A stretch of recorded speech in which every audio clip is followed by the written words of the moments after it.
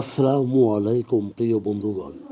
আপনারা নিশ্চয়ই জানেন যে বছরের পর বছর ধরে ভেনেজুয়েলার সাথে চীনের বাণিজ্যিক পরিধি বেড়েছে। ল্যাটিন আমেরিকায় যত বিনিয়োগ প্রকল্প সবচেয়ে উল্লেখযোগ্য বিনিয়োগ রয়েছে ভেনেজুয়েলায়। অবশ্য ঋণ থেকে অনেক অংশে অর্থ পরিশোধ করতে পেরেছে ভেনেজুয়েলা। তবে বিভিন্ন আর্থিক গবেষণা সংস্থার মতে ভেনেজুয়েলার কাছে এখনও চীনের ঋণ প্রায় 10 থেকে 15 বিলিয়ন মার্কিন ডলার।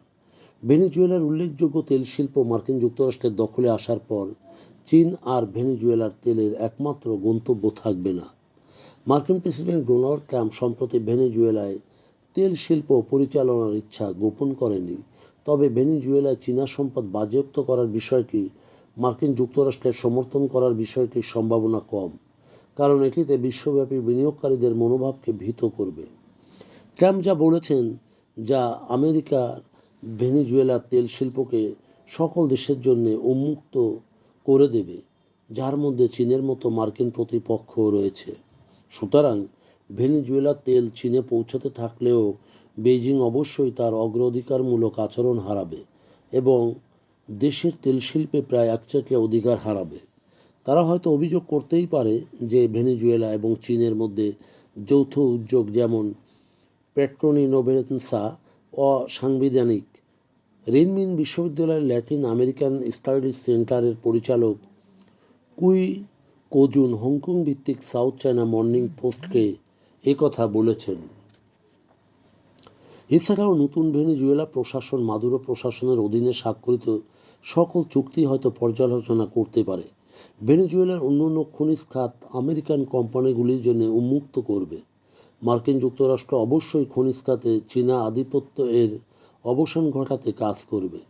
বিরল মাটি সরবরাহের জন্য চীনের উপর নির্ভরতা শেষ করার ইচ্ছা আমেরিকার পরিকল্পনায় রয়েছে। এই উদ্দেশ্যে আমেরিকা ইতিমধ্যে অস্ট্রেলিয়া, পাকিস্তান এবং মালয়েশিয়া, থাইল্যান্ডের সাথে চুক্তি স্বাক্ষর করেছে। যুক্তরাষ্ট্র নিঃসন্দেহ ভেনেজুয়েলার খনি শুধুমাত্র নিজেদের জন্য সংরক্ষণের চেষ্টা করবে।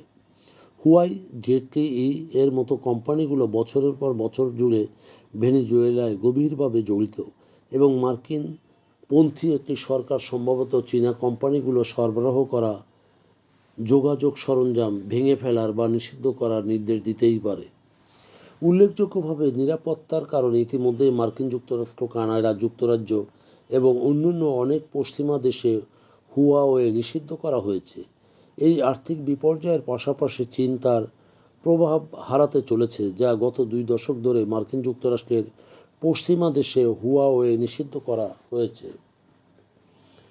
চীন মূলত তার প্রভাব হারাতে চলেছে, যা গত 2 দশকে মার্কিন যুক্তরাষ্ট্রের আঙ্গিনায় তিলে তিলে গড়ে উঠেছিল। তবে উদ্বেগের বিষয় হলো ভেনেজুয়েলা হয়তো কেবল শুরু।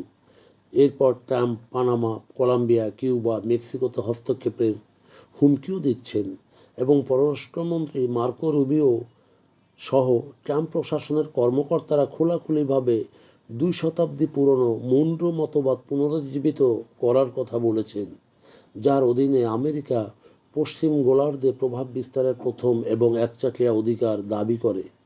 ট্রাম্প যদি এই পরিকল্পনাগুলি বাস্তবায়ন করেন, তাহলে ল্যাটিন আমেরিকা ব্যাপী চীনের প্রভাব হুমকির মুখে পড়তে পারে। প্রিয় বন্ধুগণ, যদি আমাদের এই তথ্য গল্প আপনার ভালো লাগে, তাহলে লাইক এবং শেয়ার দিন এবং আজ আমাদের সঙ্গে থাকার জন্য ধন্যবাদ।